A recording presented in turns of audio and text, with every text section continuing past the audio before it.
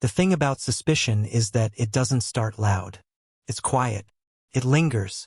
And sometimes, it disguises itself as something harmless, like a joke at a party. That night in San Diego, I was supposed to be the proud husband, trailing behind Megan as she floated through her corporate circles. Her boss had just been promoted to senior VP, and the entire marketing department came out to celebrate. It was one of those rooftop venues overlooking the waterfront, string lights overhead, catered sushi, live music humming in the background. Everything looked polished, perfect. So did she. Megan wore a black satin dress I hadn't seen before. It hugged her in all the right ways, elegant but sharp, like something pulled straight from a fashion ad. Her hair was curled just enough to look like she hadn't tried too hard, though I knew she had. The perfume she wore was new too, clean, citrusy, not her usual floral scent. She looked incredible, and I remember thinking how lucky I was to be standing next to her. At first, the night was ordinary. We mingled, sipped champagne, posed for photos. She introduced me to colleagues I only knew by name. "This is my husband, David," she'd say, smiling with her hand on my arm. And everyone smiled back. Then came Ryan. He was younger than I expected. Maybe 30, tops. Crisp haircut, tailored blazer, no tie. Confident in that casual way that always raises red flags. Megan lit up when he walked over. She nudged me, whispering, "That's Ryan, our new creative strategist. He's super talented." They hugged, a little too comfortably. "Ryan, this is David," she said, turning to me. "My husband." "Ah, the legendary David," he said, extending a hand. "Heard a lot about you." I smiled and shook his hand, already clocking the phrasing. "Not good things," I joked to myself. We chatted for a few minutes, small talk about the venue, the food, the company's latest campaign. But Megan and Ryan had a rhythm, the kind that comes from inside jokes and long hours spent together. I felt like an extra in my own conversation. It was about 20 minutes later when it happened. We were seated near the bar, Megan and Ryan sharing a velvet bench. I stood across from them, half listening to another coworker when I heard Megan's clutch drop to the ground. Popped open when it landed. She bent down quickly, but not quickly enough. Something slipped out. A hotel key card, one of those sleek boutique ones with the magnetic stripe. Right behind it, a folded envelope landed face up, bold letters scrawled across it. "Breakfast for two." And then, as if choreographed by fate itself, a waiter appeared beside our group. He carried a small dessert plate, cheesecake with berry drizzle, and placed it in front of Megan with a soft, "Compliments of the hotel." Across the edge of the plate, written in red sauce, were the digits. Room 416. The air shifted. People chuckled awkwardly. One woman raised her eyebrows and muttered, "Oh, someone's got a secret." Megan froze for a fraction of a second, eyes flicking from the card to the plate. Then she did something I didn't expect. She laughed. "Oh my God, you guys," she said, sweeping the envelope and card off the floor. "PR must be messing with us again. Ryan, is this your idea of a prank?" He blinked. What? No, I swear." "Come on." She nudged him playfully. "You totally paid off the staff." She held the card up between two fingers. "Room 416? Really? How cliché." Everyone laughed again, nervously this time, unsure whether to play along or not. She took out her phone and pulled people in for selfies. "Group pic," she chirped. "Let's document the chaos." Flashes went off. Laughter returned. The moment, at least outwardly, was diffused. But I saw what no one else did. When she picked up the envelope, she slid it into her clutch like someone protecting evidence. Her hands shook, barely, but I noticed. And Ryan, he didn't laugh.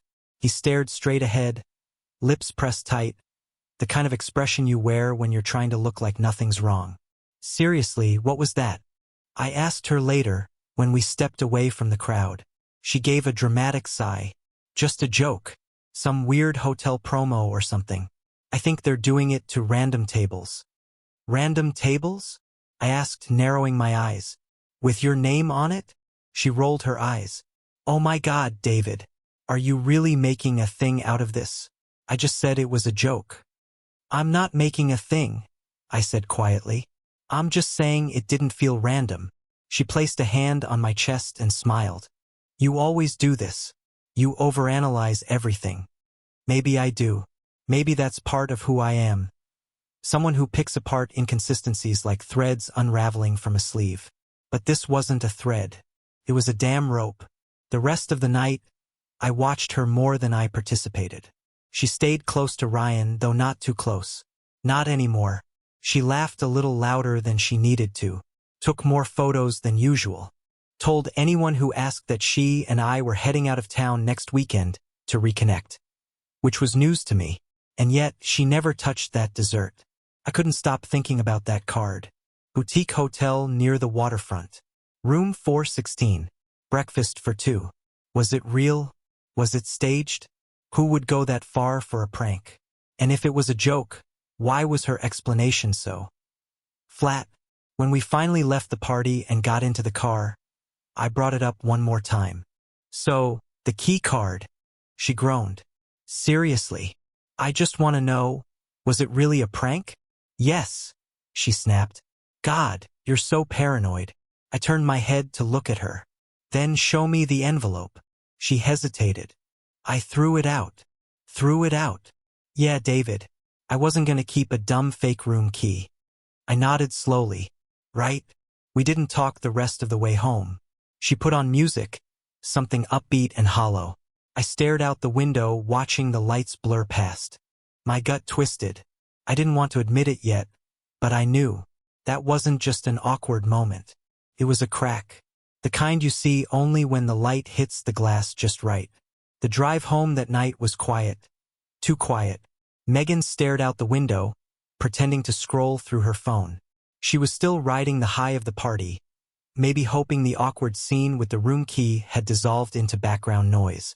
But for me, it rang like an alarm that wouldn't shut off. At a red light near Harbor Drive, I finally broke the silence. You know what's weird? I said, keeping my eyes on the road. Megan didn't look up. What? That waiter. He knew where to bring that dessert. He didn't hesitate.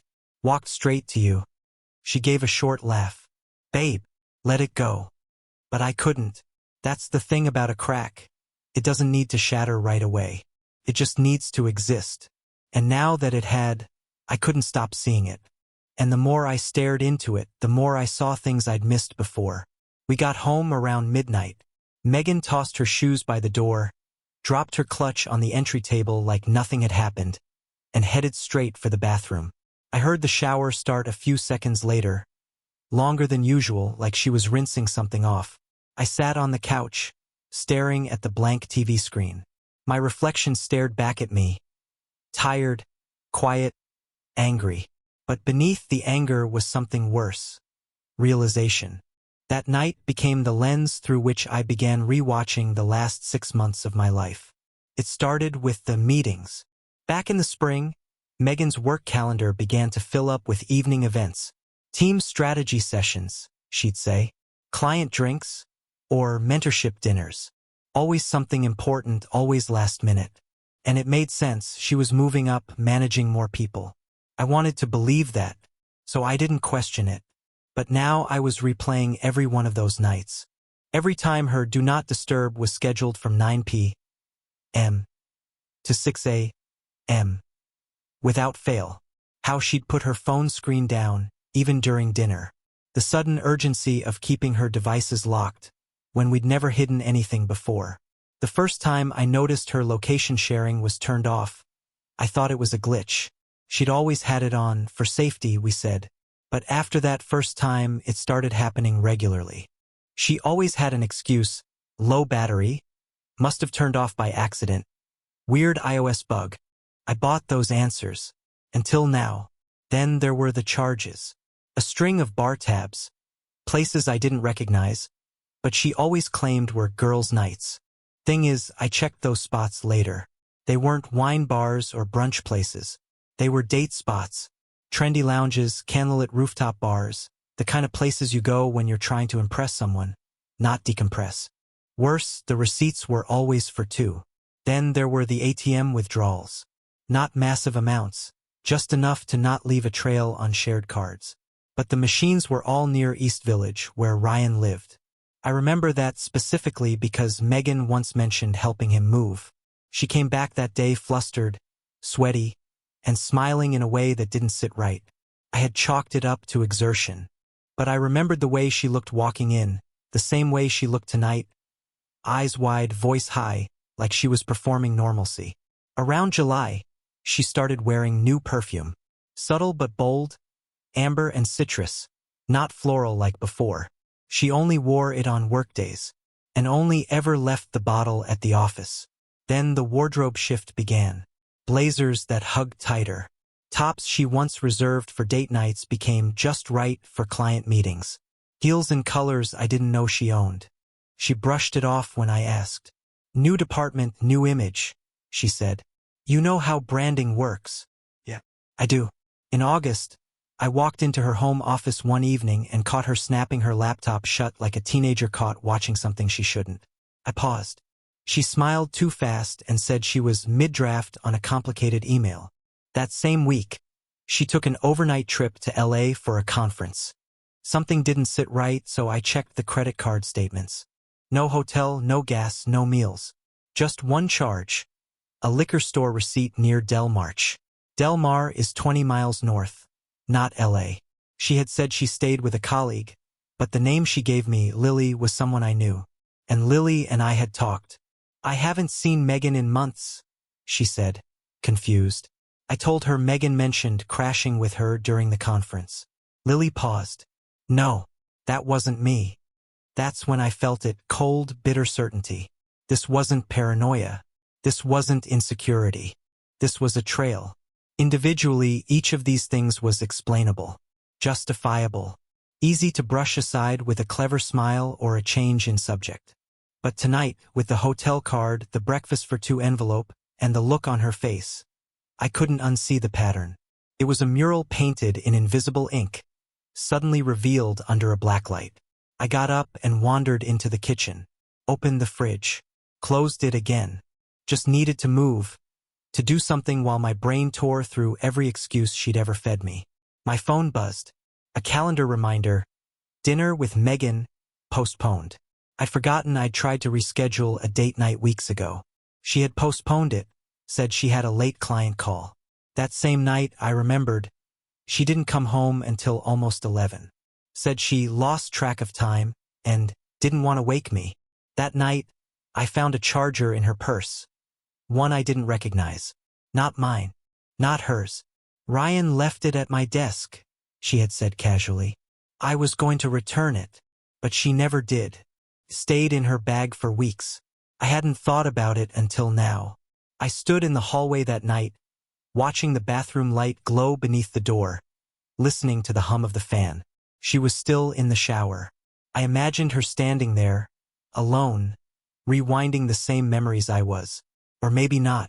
Maybe she was washing off the evidence of the evening. Maybe she didn't care if I noticed. The thought hit hard.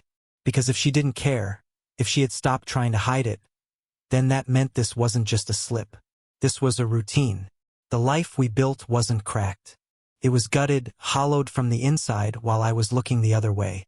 I walked into our bedroom and sat on the edge of the bed. Her suitcase, still zipped, leaned against the wall.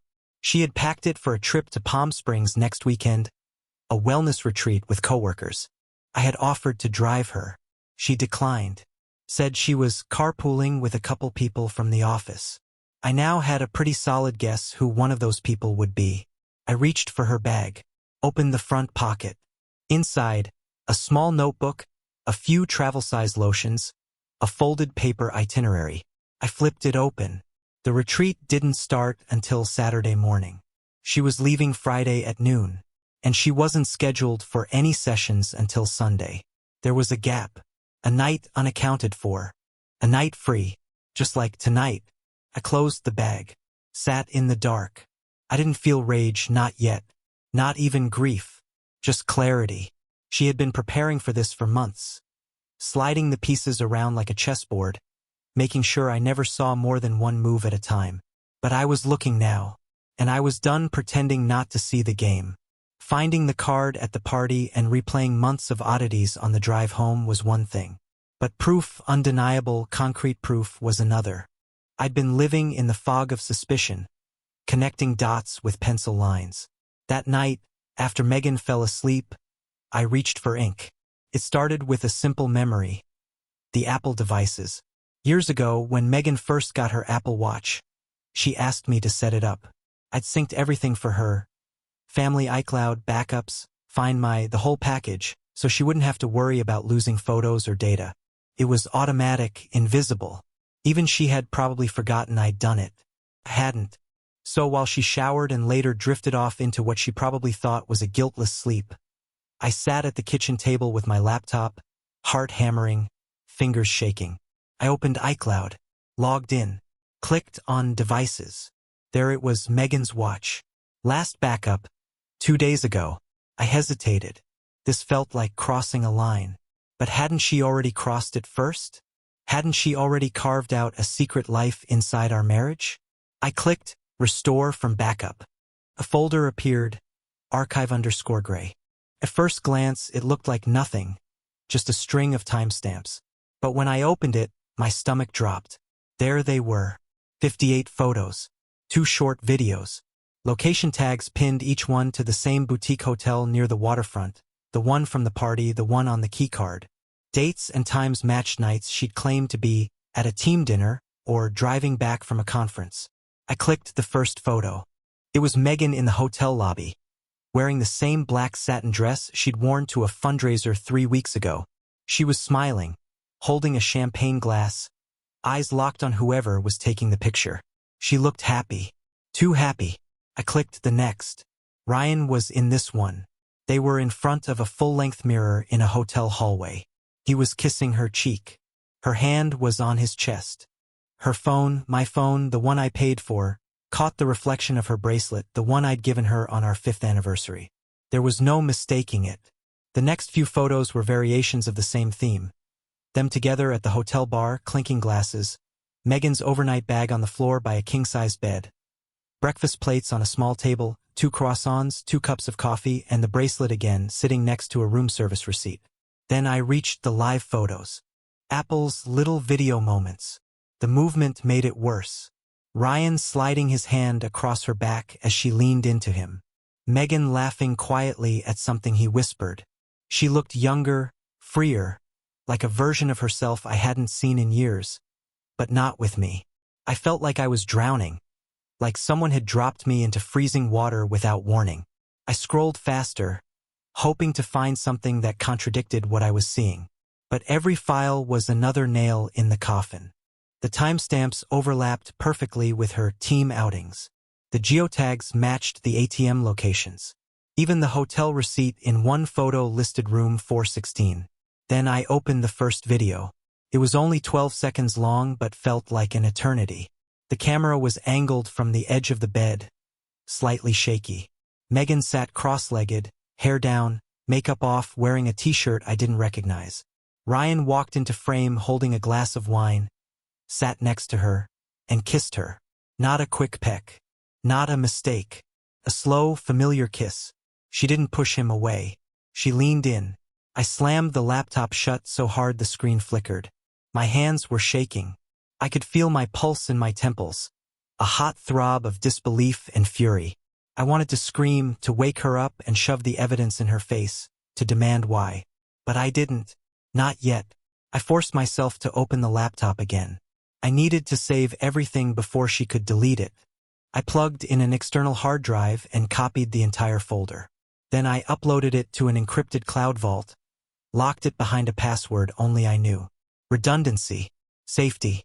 No chance for her to spin it, to erase it, to gaslight me. When the transfer finished, I opened a blank spreadsheet. I started building a timeline. Dates, times, locations. *TS of receipts. Cross-references to her texts and calendar entries. Each row was another moment of betrayal cataloged and frozen. By the time I stopped, it was nearly 3 in the morning. I sat back and stared at the evidence. The glow of the screen lighting my face in the dark kitchen. This wasn't suspicion anymore. This wasn't a gut feeling. This was proof. Irrefutable. She had been lying to me, to our friends, to herself. I thought about all the nights I'd waited up for her, sending "Are you safe?" texts. All the times I'd believed her excuses, defended her to friends when they hinted something was off. All the sacrifices I'd made so she could focus on her career. And here she was, using the freedom I'd given her to build a secret life with someone else. I pushed the laptop away and buried my face in my hands. The kitchen was silent except for the hum of the refrigerator. My chest felt hollow, like someone had scooped out everything inside and left me with a shell. I tried to cry, but nothing came. Just a deep, aching numbness. I glanced at the clock. 3:47 a.m. Upstairs, Megan shifted in her sleep, the faint creak of the bed audible through the ceiling. She had no idea that her hidden world had been cracked open, that the man she thought was asleep next to her was now sitting downstairs, mapping her betrayal like an investigator. I could have gone up there right then, could have turned on the light, thrown the photos at her, demanded an explanation. But what good would it do? She'd deny, deflect, minimize. She'd call it complicated. She'd cry, maybe even blame me.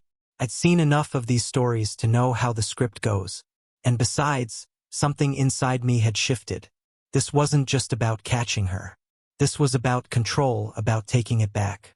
About not letting her write the ending of this story for me. I closed the spreadsheet, disconnected the drive, and slipped it into the bottom drawer of my desk. Then I opened a new email draft addressed to myself. Subject line: Evidence, do not delete. I uploaded the photos one by one, adding captions with dates and locations, a digital insurance policy. When I was finished, I stared at the subject line. The words looked clinical, detached. But behind them was the wreckage of my life. Still, there was a strange comfort in it, like stacking sandbags before a flood. I couldn't stop the storm, but I could at least brace for it. I shut the laptop and sat back. In the dark kitchen, my reflection in the window looked like a stranger. Eyes hollow, jaw clenched. I thought about the first time I met Megan, how she'd laughed at one of my bad jokes, how she'd said she loved that I was steady, reliable. I thought about our wedding vows, about the little apartment we'd started in, about the plans we'd made for the future. All of it felt like a movie I'd once seen, a story about someone else. Upstairs, she stirred again, then settled. I wondered if she dreamed of him. I wondered if she dreamed of me at all. I stood, turned off the kitchen light, and headed for the guest room. I couldn't sleep next to her, not tonight, not knowing what I knew now. As I lay in the dark, staring at the ceiling, my mind wasn't racing anymore. It was calculating, sorting, planning. For the first time in months, my thoughts weren't foggy. They were clear, sharp, deliberate. I had proof. And now I had a choice. I didn't sleep, not even a little. I lay there in the guest room staring at the ceiling until the gray light of dawn started leaking through the blinds. Megan's alarm went off upstairs. She hit snooze twice before finally shuffling to the shower.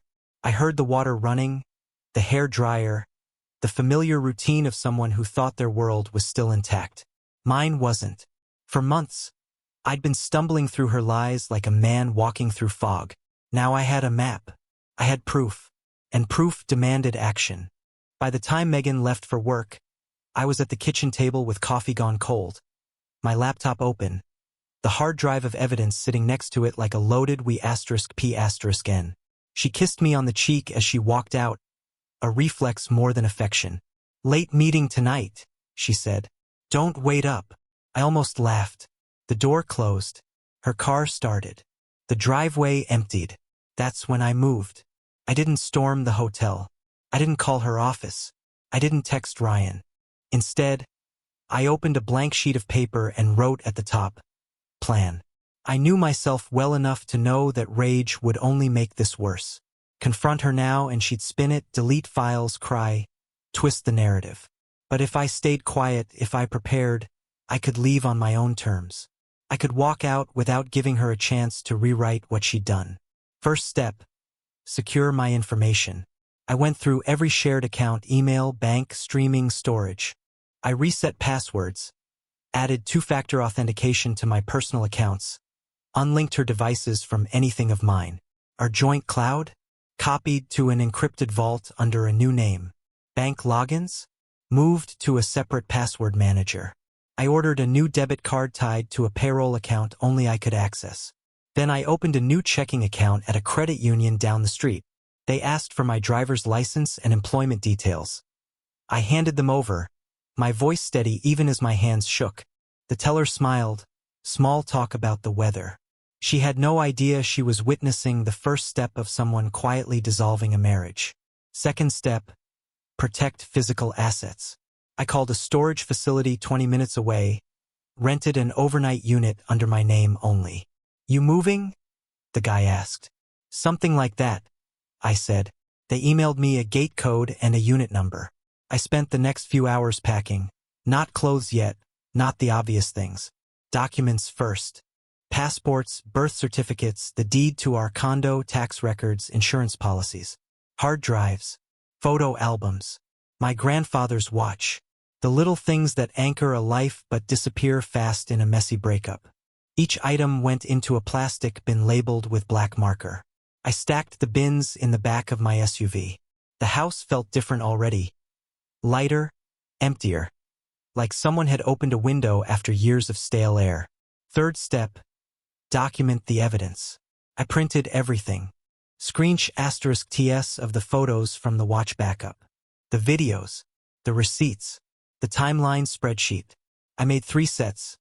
One in a folder for me, one sealed in an envelope to mail to my brother out of state, one locked in the bank safe I rented on my lunch break. Redundancy wasn't paranoia anymore. It was survival. I even printed a cover sheet, Megan Reed Timeline of Infidelity. Seeing her name next to those words made something in my chest twist. Fourth step, strip shared infrastructure. I opened our shared calendar and exported every event. Canceled auto payments for our joint streaming services. Removed her email from the Wi-Fi account. Disconnected her Apple ID from our shared notes. I even reset the home Wi-Fi password. She wouldn't notice immediately, maybe not for a day, but when she did, the quiet wall I was building between us would already be high. By noon, I was driving to the storage unit with the SUV loaded. The unit smelled of concrete and cold metal. I slid the bins inside, locked the door, and tucked the key into my pocket. One part of our life sealed away. Fifth step, plan my exit. I called a divorce attorney recommended by a colleague. They offered a consultation the following morning.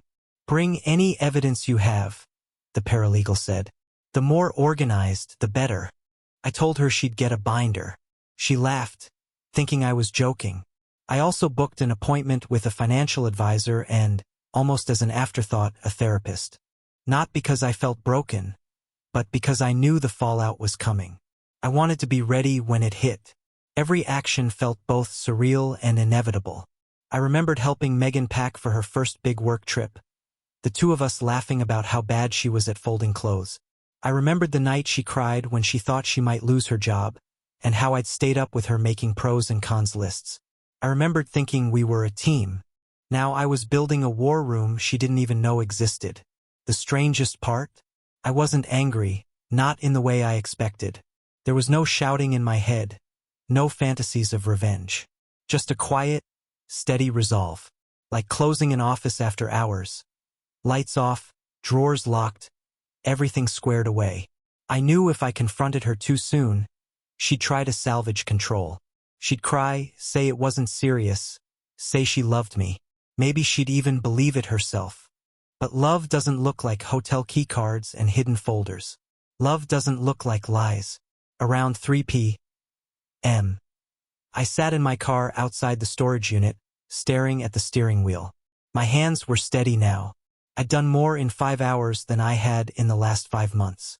For the first time in a long time, I felt like I was driving my own life again. I opened the Notes app and wrote, "Tonight, finish packing essentials. Tomorrow morning, lawyer consult. Within 48 hours, move remaining personal items. Before confrontation, secure alternate housing." Alternate housing. That was the last piece. I couldn't just leave and crash on a friend's couch. Not with everything I knew now. I needed a clean break. I called a short-term rental service and booked a furnished apartment on the other side of town under my own name. Month to month, no questions asked. They emailed me the entry code within minutes. I stared at the email. This was real. By the time Megan walked back through our front door tonight, she'd have no idea that the home she was returning to had already *N dissolving around her. She'd make dinner, maybe text Ryan, maybe plan their next work retreat. She'd smile, thinking the performance was still working. And I would smile back, calm, unbothered, holding a secret she couldn't see. Because that's what the night had become. Not a confrontation, but a quiet rehearsal for departure. A man unthreading a life, piece by piece, until there was nothing left for her to hold on to. When I finally drove home, the sun was setting. The house glowed orange in the fading light. I parked in the driveway, sat for a moment, then stepped out. Inside, everything looked the same. Our photos still on the wall, her slippers by the door, the smell of her perfume lingering from the morning. But I knew it wasn't the same. The infrastructure of us had already shifted. I closed the door behind me, the sound echoing in the quiet house. Tomorrow would be the consultation. Soon would come the move. But tonight, the real work had already been done. I walked upstairs and stood in the doorway of our bedroom, watching Megan's side of the bed. It was empty now, but in a few hours she'd be there, scrolling through her phone, pretending to be tired from work. I wondered if she'd sensed the change in me, the stillness. I doubted it. People busy writing their own script rarely notice when someone else leaves the stage. The irony is, when something breaks loud and sudden, people notice. They rush in, ask questions, offer help. But when something disappears slowly, quietly, no one sees it until it's gone. That's how I wanted this to unfold. Not with yelling, not with a scene. Just gone. I started that same night. Megan texted me around 6:30 while I was heating up leftovers. Running late. Don't wait. Of course. Her tone was casual, even cheerful, like we were just another tired couple navigating busy schedules. She didn't know she'd never see this version of our home again. By the time she stepped through the door later, the change had already *N. Started small. The coat rack by the front door? Empty, my jacket's gone. The brown one she always hated, the windbreaker from college, even the umbrella we always fought over. The bookshelf in the living room looked untouched until you paid attention. My titles, business books, travel guides, that signed first edition I never let her touch, gone. The gaps were filled in with candles and succulents. Decorative clutter she wouldn't question. Next was the bedroom. While she was working late, I folded and packed every piece of clothing I owned. My suits, gym gear, even the socks she always said mysteriously vanished in the wash. I left a couple of t-shirts and some jeans, enough to appear normal if she peeked in the hamper. My side of the closet was a ghost of itself. I took my watches, the box of cufflinks my dad gave me, the passport that used to sit behind our shared files. All of it went into a new duffel bag I slid into the back of my SUV. Her vanity still overflowed with perfumes and serums. The mirror still held sticky notes from me, old ones from better days. K*LL the meeting today. You're brilliant. Call me if you get bored. I'm only always thinking about you. I left those. I wanted her to see what she'd stopped responding to. I moved through the apartment like a shadow. My rhythm was automatic now. In the kitchen, I opened every drawer and claimed what was mine. My favorite knife, the cast iron pan I seasoned myself, the mugs from a trip we took before everything started to rot. She could keep the espresso machine. I didn't want caffeine to taste like her. The fridge was next. I tossed anything I'd bought recently, Greek yogurt, leftover pasta, the almond milk only I drank. Cleared the shelves and wiped them down like I'd never been there. The office was trickier. I'd always worked at the standing desk in the corner, and most of my files were digital now. Still, there were notes, sketches, ideas for things I never got to build. I packed my tablet, my noise-canceling headphones, the lucky pen I'd had since grad school. I deleted myself from the desktop, logged out of Chrome, erased my autofill, cleared downloads, and even wiped the bookmarks bar. Our shared documents folder? Now split. I made a duplicate of everything, sorted it into his and hers. A flash drive labeled with her name sat on the desk when I left, next to a sticky note, "Sorted for you." I paused at the wedding album on the bottom shelf. We hadn't looked at it in over a year. I flipped through it, her laughing in the vineyard, me looking nervous but proud. I didn't take it. That felt too cruel. But I did remove one photo. The one of us on the balcony in Florence, holding hands, unaware of the camera. She loved that photo, said it felt unfiltered. Now it was mine. The shared tech came next. I factory reset our smart speaker, disconnected her Spotify, removed my email from every connected device. I wiped the smart TV login, disconnected the iPad from the Apple ID we once shared. The home Wi-Fi, renamed, new password. She wouldn't notice right away, not until her phone dropped the connection.